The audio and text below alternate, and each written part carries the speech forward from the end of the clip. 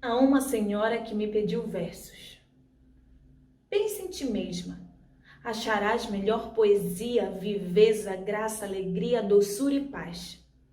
Se já dei flores um dia quando rapaz, as que ora dou tem assaz melancolia.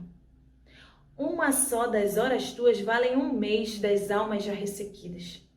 Os sois e as luas, creio bem que Deus os fez para outras vidas. Círculo vicioso. Bailando no ar, gemia inquieto o vagalume. Quem me dera que eu fosse aquela loira estrela que arde no eterno azul como uma eterna vela. Mas a estrela, fitando a lua com ciúme, pudesse eu copiar-te o transparente lume que da grega coluna à gótica janela contemplou suspirosa a fronte amada e bela. Mas a lua, fitando o sol com azedume, mísera, tivesse eu aquela enorme, aquela claridade mortal que toda a luz resume. Mas o sol, inclinando a rútila capela, pesa-me esta brilhante auréola de nume, enfara-me esta luz e destemida umbela. Por que não nasci eu, um simples vagalume? Simples vagalume. O verme. Existe uma flor que encerra celeste orvalho e perfume. Plantou-a em fecunda terra, mão benéfica de um nume. Um verme asqueroso e feio, gerado em lodo mortal, busca esta flor virginal e vai dormir-lhe no seio.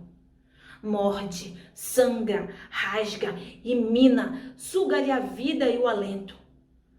A flor o cálice inclina, as folhas levas o vento.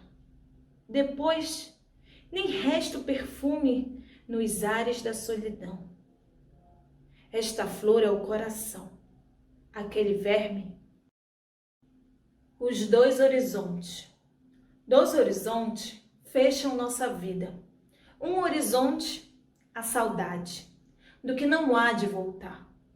Outro horizonte, a esperança, dos tempos que hão de chegar. No presente, sempre escuro, vive a alma ambiciosa na ilusão voluptuosa do passado e do futuro. Os doces brincos da infância sobre as asas maternais, o vôo das andorinhas, a onda viva e os rosais. O gozo do amor sonhado, num olhar profundo e ardente. Tal é na hora presente o horizonte do passado. Ou a ambição de grandeza que no espírito calou, desejo de amor sincero que o coração não gozou. Ou um viver calmo e puro, a alma convalescente. Tal é na hora presente o horizonte do futuro. No breve correr dos dias sob o azul do céu, tais são limites no mar da vida, saudade ou aspiração. Ao nosso espírito ardente, na avidez do bem sonhado. Nunca o presente é passado, nunca o futuro é presente. Que cismas, homem? Perdido no mar das recordações, escuto um eco sentido das passadas ilusões. Que buscas, homem? Procuro, através da imensidade, ler a doce realidade das ilusões do futuro. Dois horizontes fecham a nossa vida. Erro. Erro é teu. Amei-te um dia com esse amor passageiro, que nasce na fantasia e não chega ao coração. Não foi amor, foi apenas uma ligeira impressão. Um querer indiferente em tua presença, vivo, morto, se estavas ausente.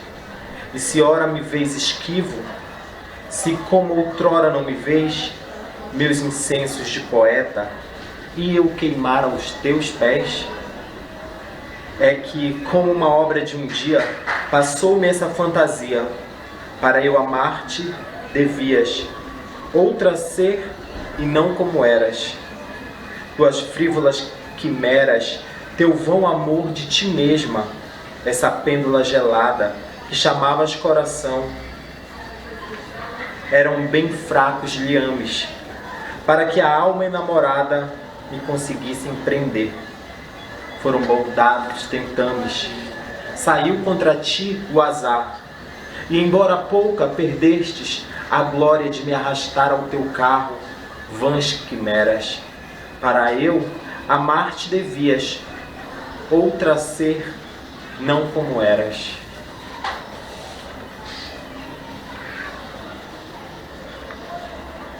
Carolina. Querida, ao pé do leito derradeiro em que descansas dessa longa vida, aqui venho e virei, pobre querida, trazeste o meu coração companheiro, pulsa aquele afeto verdadeiro que, a despeito de toda a humana lida, fez a nossa existência apetecida, e num recanto pôs o mundo inteiro. Trago-te flores, restos arrancados da terra que nos viu passar unidos, e ora mortos nos deixa separados, que eu tenho nos olhos mal feridos, pensamentos da vida formulados, são pensamentos idos e vividos. Livros e flores. Teus olhos são meus livros. Que livro há aí melhor, em que melhor se leia a página do amor?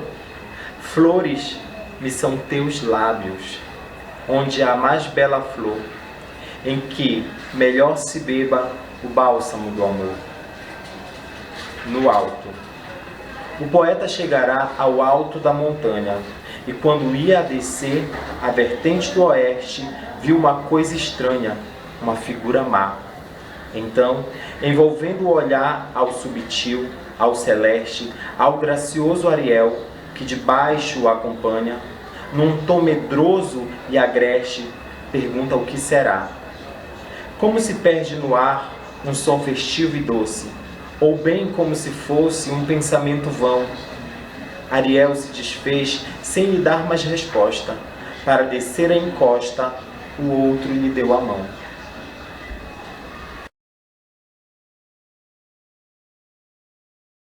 O espelho. Esboço de uma nova teoria da alma humana. 4 ou 5 cavalheiros debatiam uma noite várias questões de alta transcendência, sem que a disparidade dos votos trouxesse a menor alteração aos espíritos. A casa ficava no Morro de Santa Teresa. A sala era pequena, alumiada a velas, cuja luz fundiu-se misteriosamente com o luar que vinha de fora, entre a cidade com as suas agitações e aventuras, e o céu em que as estrelas pestanejavam, através de uma atmosfera límpida e sossegada. Estavam os nossos 4 ou 5 investigadores de coisas metafísicas, resolvendo amigavelmente os mais árduos problemas do universo. Por que 4 ou 5? Rigorosamente eram 4 os que falavam, mas além deles, havia na sala um 5º personagem, calado, pensando, cochilando, cuja espórtula no debate não passava de um ou outro resmungo de aprovação. Esse homem tinha a mesma idade dos companheiros, entre 40 e 50 anos. Era provinciano, capitalista, inteligente, não sem instrução, e ao que parece astuto e cáustico. Não discutia nunca e defendia-se da abstenção com um paradoxo, dizendo que a discussão é a forma polida do instinto batalhador, que jaz no homem como uma herança bestial, e acrescentava que os serafins e os querubins não controvertiam nada, e aliás, era a imperfeição espiritual e eterna. Como deste esta mensagem, resposta naquela noite, contestou-lhes um dos presentes, e desafiou a demonstrar o que dizia se era capaz. Jacobina, assim ele se chamava. Refletiu um instante e respondeu: pensando bem, talvez o senhor tenha razão. Vai senão quando, no meio da noite, sucedeu que este casmurro usou da palavra, e não 2 ou 3, mas 30 ou 40 minutos. A conversa, em seus meandros, veio a cair na natureza da alma, ponto que dividiu radicalmente os 4 amigos. Cada cabeça, cada sentença. Não só o acordo, mas a discussão tornou-se difícil, se não impossível pela multiplicidade das questões que se deduziram do tronco principal, e um pouco, talvez pela inconsistência dos pareceres. Um dos argumentadores pediu ao Jacobino alguma opinião, uma conjectura ao menos. Nem conjectura e nem opinião, redaguiu ele. Uma ou outra pode dar lugar a dissentimento. E como sabem, eu não discuto. Mas se querem ouvir-me calados, eu posso lhes contar um caso de minha vida, em que ressalta a mais clara demonstração acerca da matéria que se trata. Em primeiro lugar, não há uma só alma, há 2. 2 almas? Nada menos de 2 almas. Cada criatura humana traz 2 almas consigo. Uma que olha de dentro para fora e a outra que olha de fora para dentro. Espantem-se à vontade, podem ficar de boca aberta, dar de ombros, tudo. Eu não admito réplica. Se me replicarem, acabo o charuto e vou dormir. A alma exterior pode ser um espírito, um fluido, um homem. Muitos homens, um objeto, uma operação. Há casos, por exemplo, em que um simples botão de camisa é a alma exterior de um homem. E assim também há pouca, o voltarete, um livro, uma máquina, um par de botas, uma cavatina, um tambor e etc. Está claro que o ofício dessa segunda alma é transmitir a vida. Como a primeira, as 2 completam o homem, que é metafisicamente falando uma laranja. Quem perde uma das metades, perde naturalmente metade da existência. E casos, não raros, em que a perda da alma exterior implica a da existência inteira. Shylock, por exemplo, a alma exterior, aquele judeu, eram seus ducados. Perdê-los equivalia a morrer. Nunca mais verei o meu ouro, diz ele a Tubal. É um punhal que me enterras no coração. Vejam bem esta frase. É a perda dos ducados, alma exterior. Era a morte para ele. Agora é preciso saber que a alma exterior não é sempre a mesma. Como não? Não, senhor. Ela muda de natureza e de estado. Não aluda a certas almas absorventes, como a pátria, como a qual disse o Camões que morria.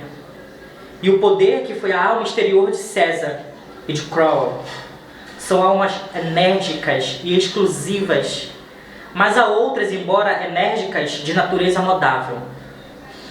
Há cavalheiros, por exemplo, cuja alma exterior nos primeiros anos foi um chocalho, ou um cavalinho de pau, e mais tarde uma provedoria de irmandade. Suponhamos. Pela minha parte, conheço uma senhora, na verdade gentilíssima, que muda de alma exterior 5 ou 6 vezes por ano. Durante a estação lírica e a ópera, cessando a estação, a alma exterior substitui-se por outra. Um concerto, um baile de cassino, a Rua do Ouvidor, Petrópolis.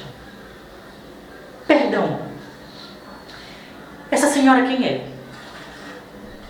Essa senhora é a parente do diabo e tem o mesmo nome, chama-se Legião. E assim os outros mais casos eu mesmo tenho experimentado dessas trocas. Não as relato porque iria longe. Restrinjo-me ao episódio do que lhe falei. Um episódio dos meus 25 anos. Os 4 companheiros ansiosos de ouvir o caso prometido esqueceram a controvérsia. Santa curiosidade. Tu não é só a alma da civilização, és também o pomo da concórdia. fruta divina, de outro sabor que não aquele pomo de mitologia. A sala, até pouco ruidosa de física e metafísica, é agora um amor. Todos os olhos estão no Jacobina, que conserta a ponta do charuto, recolhendo as memórias. Eis como ele começou a narração. Eu tinha 25 anos, eu era pobre e acabava de ser nomeado alferes da Guarda Nacional. Não imagino o acontecimento que isso foi em nossa casa. Minha mãe ficou tão orgulhosa, tão contente. Chamavam-me o seu alferes. Primos e tios, foi tudo uma alegria sincera e pura. Na vila, notem-se bem, houve alguns despeitados, choro e ranger de dentes, como na escritura. E o motivo não foi outro senão que o posto tinha muitos candidatos e que esses se perderam. Suponho também que uma parte do desgosto foi inteiramente gratuita. Nasceu da simples distinção. Lembro-me de alguns rapazes que se davam comigo e passaram a olhar-me de revés. Durante algum tempo, em compensação, tive muitas pessoas que ficaram satisfeitas com a minha nomeação. E a prova é que todo o fardamento me foi dado por amigos. Vai então uma das minhas tias, Dona Marcolina, viúva do capitão Peçanha, que morava a muitas léguas da vila, no sítio escuso e solitário. Desejou me ver e pediu que fosse ter com ela e levasse a farda. Fui, acompanhado de um pajem, que daí a dias tornou à vila, porque a tia Marcolina apenas me pilhou no sítio. Escreveu a minha mãe dizendo que não me soltava antes de um mês, pelo menos, e abraçava-me. Chamava-me também o seu alferes. Achava-me um rapagão bonito, como era um tanto patusca, e chegou a confessar que tinha inveja da moça que houvesse de ser a minha mulher. Jurava que em toda a província não havia outro que me poupasse o pé adiante, e sempre alferes. Era alferes para cá, alferes para lá, alferes a toda hora. Eu pedi-lhe que me chamasse Joãozinho, como dantes, e ela abanava a cabeça, brandando que não era o senhor alferes. Um cunhado dela, irmão do finado Peçanha, que ali morava, não me chamava de outra maneira. Era o senhor alferes. Não por gracejo, mas a sério e à vista dos escravos, que naturalmente foram pelo mesmo caminho. Na mesa tinha eu o melhor lugar e era o primeiro a ser servido. Não imaginam se lhes disser que o entusiasmo da tia Marcolina chegou ao ponto de mandar pôr no meu quarto um grande espelho, uma obra rica e magnífica, que destoava do resto da casa, cuja mobília era modesta e simples. Era um espelho que lhe dera a madrinha, a que esta herdara da mãe, que o comprara em uma das fidalgas vindo de 1808, com a corte de Dom João. Eu não sei o que havia nisso de verdade. Era a tradição. O espelho estava naturalmente muito velho, mas via-se-lhes ainda o ouro, comido em parte pelo tempo. Uns delfins esculpidos nos ângulos superiores da moldura, uns enfeites de medrépérola e outros caprichos de alguns artistas. Tudo velho, mas bom. Espelho grande? Grande.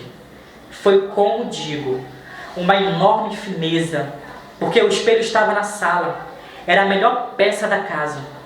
Mas não houve forças que a desmovessem dos propósitos. Respondia que não fazia falta, que era por algumas semanas, e finalmente que o senhor alferes não fazia falta, que era só por algumas semanas, e finalmente que o senhor alferes merecia muito mais. O certo é que todas as coisas, carinhos, atenções, obsequios, fizeram em mim uma transformação, que o natural sentimento da mocidade ajudou e completou. Imaginam, creiam eu. Não. O alferes eliminou o homem. Durante alguns dias, as duras naturezas equilibravam-se, mas não tardou que a primitiva cedesse à outra. Ficou-me uma parte íntima e mínima da humanidade. Aconteceu então que a alma exterior, que era dantes o sol, o ar, o campo, os olhos da moças, mudou de natureza e passou a ser a cortesia e os rapapés da casa. Tudo o que me falava do posto, nada do que me falava do homem. A única parte do cidadão que ficou comigo foi aquele que entendia com o exercício da patente. A outra dispersou-se no ar e no passado. Custa-lhes acreditar? Não. Custa-me a atender e entender, respondeu um dos ouvintes. Vai entender. Os fatos explicarão melhor os sentimentos. Os fatos são tudo. A melhor definição do amor não vale um beijo de moça namorada. E se bem me lembro, um filósofo antigo demonstrou o movimento andando. Vamos aos fatos. Vamos ver como, ao tempo em que a consistência do homem se obliterava, a do alferes tornava-se viva e intensa. As dores humanas, as alegrias humanas, se eram só isso, mal obtinham de mim uma compaixão apática ou um sorriso de favor. No fim de 3 semanas, era outro, totalmente outro. Era exclusivamente alferes. Ora, um dia recebeu da tia Marcolina uma notícia grave. Uma de suas filhas, casada com um lavrador residente dali, a 5 léguas, estava mal e à morte. Adeus, sobrinho. Adeus, alferes. Era a mãe extremosa. Armou logo uma viagem e pediu ao cunhado que fosse com ela. E a mim, que tomasse conta do sítio. Creio que se não fosse a aflição, eu disporia o contrário. Deixaria o cunhado e iria comigo. Mas o certo é que eu fiquei só, com os poucos escravos da casa. Confesso-lhes que desde logo senti uma grande opressão. Alguma coisa semelhante ao efeito de 4 paredes, de um cárcere, subitamente levantadas em torno de mim. Era a alma exterior, que reduzia e que estava agora limitada a alguns espíritos boçais.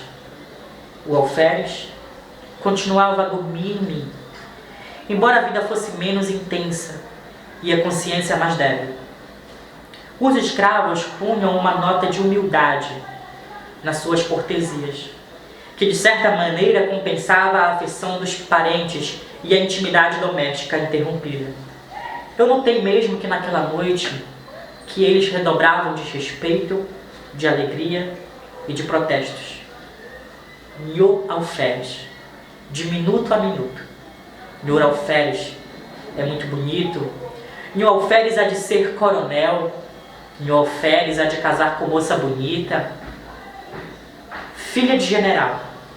Um conceito de louvores e profecias que me deixou estático. Pérfido. Eu mal podia suspeitar a intenção secreta dos malvados. Matá-los? Antes assim fosse. Coisa pior. Ouça-me. Na manhã seguinte achei-me só. Os velhacos, seduzidos por outros ou de um movimento próprio, tinham resolvido fugir durante a noite. E assim fizeram. Achei-me só, sem mais ninguém, entre 4 paredes diante do terreiro deserto e da roça abandonada. Nenhum fôlego humano. Corria a casa toda, a senzala, tudo. Ninguém, um molequinho que fosse. Galos e galinhas tão somente, um par de mulas que filosofavam a vida, sacudindo as moscas e os 3 bois. Os mesmos cães foram levados pelos escravos. Nenhum entre humano.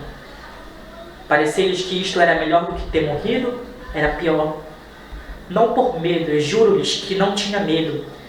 Era um pouco atrevidinho, tanto que não senti nada durante as primeiras horas.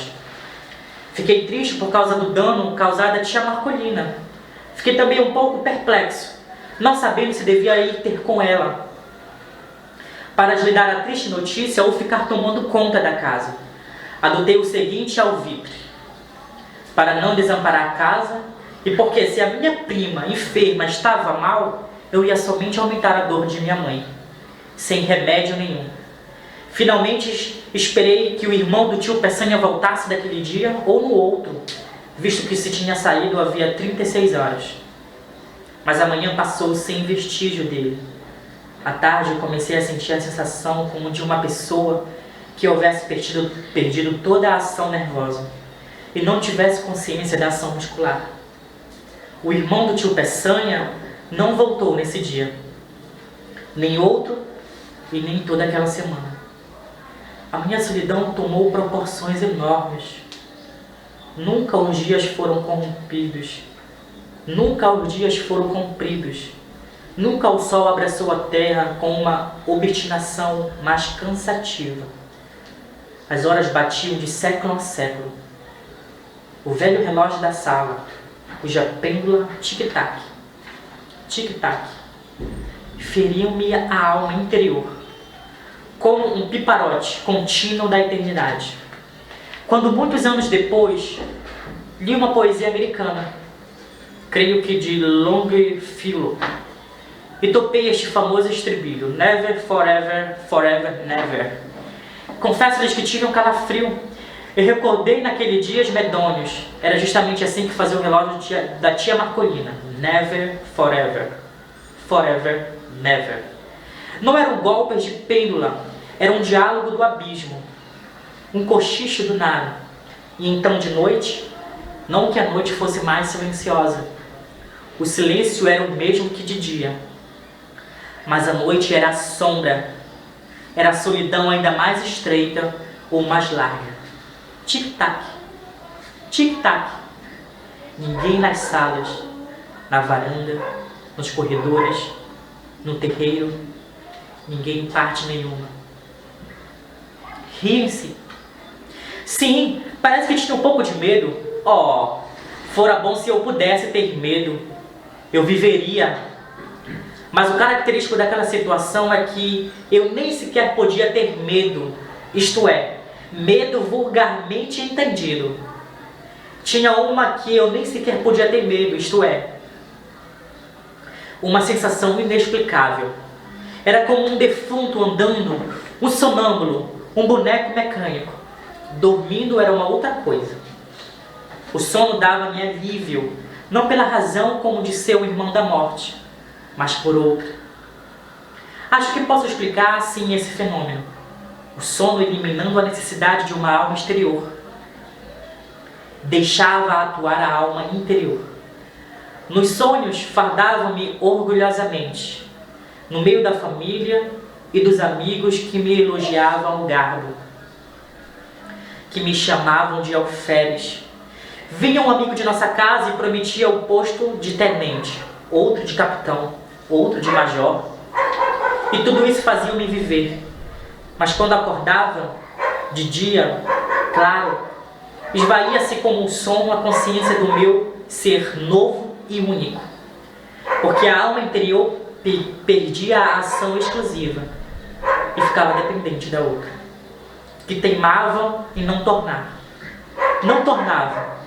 Eu saía fora, a um lado e outro, a ver se descobria algum sinal de regresso. Sou eu, Anne, sou eu, Anne. Não vou esturrir, vem-me nada, coisa nenhuma. Tal qual como na lenda francesa. Nada mais do que poeira de estrada e o capinzal dos morros. Voltava para a casa francesa. Nada mais do que uma poeira de estrada. Eu ali nervoso e desesperado, estirava-me no canapé da sala. Tic-tac, tic-tac. Levantavam-me, passeavam, tamborilavam nos vidros das janelas. Alguém assobiava. Em certa ocasião lembrei-me de escrever alguma coisa. Um artigo político, um romance, um ode. Eu não escolhi nada.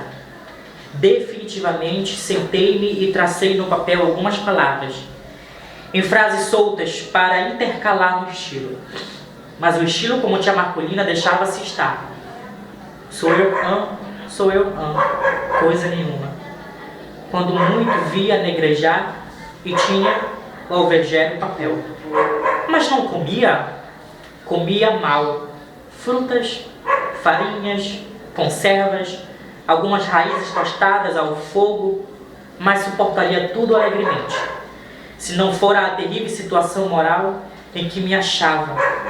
Recitava versos, discursos, trechos latinos, tiras de Gonzaga, oitavas de Camões, décimas, uma antologia em 30 volumes. Às vezes fazia ginástica, outra dava beliscões nas pernas, mas o efeito era uma sensação física de dor ou de cansaço, e mais nada. Tudo silêncio, um silêncio vasto, enorme, infinito, apenas sublinhado pelo interno tic-tac da pêndula. Tic-tac, tic-tac. Na verdade era de enlouquecer. Vou ouvir coisa pior. Convém-me lhes dizer que desde que ficara só, eu não olhara uma só vez para o espelho. Não era abstenção deliberada, não tinha motivo, era um impulso inconsciente, um receio de achar-me um ou dois ao mesmo tempo naquela casa solitária e sem tal explicação. Nada prova melhor a contradição humana que no fim de 8 dias deu-me na vineta de olhar para o espelho, com o fim justamente de achar-me dois. Olhei e recuei. O próprio vidro parecia conjurado com o resto do universo. Não me estampou a figura nítida e inteira, mas vaga, esfumada, difusa, sombra de sombra. A realidade das leis físicas não permite negar que o espelho reproduze-me textualmente, com os mesmos contornos e feições. Assim devia ter sido, mas tal não foi a minha sensação. Então tive medo. Atribuí o fenômeno à excitação nervosa em que andava. Receei ficar mais tempo e enlouquecer. Vou-me embora, eu disse comigo, e levantei o braço com um gesto de mau humor e ao mesmo tempo de decisão, olhando para o vidro. Os gestos lá estavam, mais disperso, esgaçado, mutilado. Entrei e vesti-me, murmurando comigo, tossindo sem tosse, sacudindo a roupa com estrépito, afligindo-me frio com os botões, para dizer alguma coisa. De quando em quando eu olhava furtivamente para o espelho. A imagem era a mesma difusão de linhas, a mesma decomposição de contornos. Continuei a vestir-me. Subitamente, por uma inspiração inexplicável, por um impulso sem cálculo, lembrou-me. Se fores capazes de adivinhar qual foi a minha ideia, diga, diga!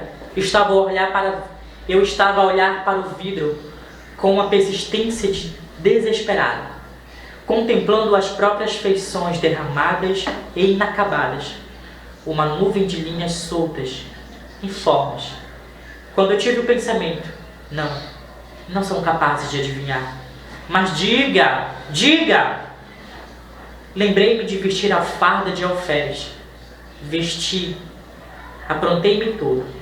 E como estava de frente ao espelho, levantei os olhos. E não lhes digo nada. O vidro reproduziu então a figura integral. Nenhuma linha de menos, nenhum contorno diverso. Era eu mesmo, o alferes, que achava enfim a alma exterior. Essa alma ausente como a dona do sítio, dispersa e fúlgida com os escravos. Ei-la recolhida no espelho. Imaginai um homem que pouco a pouco emerge de um letargo, abre os olhos sem ver, depois começa a ver. Distingue-se as pessoas dos objetos, mas não conhece individualmente um nem outro. Enfim, sabe que este é fulano, aquele é cicrano. Assim está uma cadeira, ali está um sofá, Tudo volta ao que era antes do sono. Assim foi comigo. Olhava para o espelho, ia de lado para o outro, recuava, gesticulava, sorria e o vidro espremia tudo. Não era mais um autônomo, era um ente animado. Daí em diante fui outro.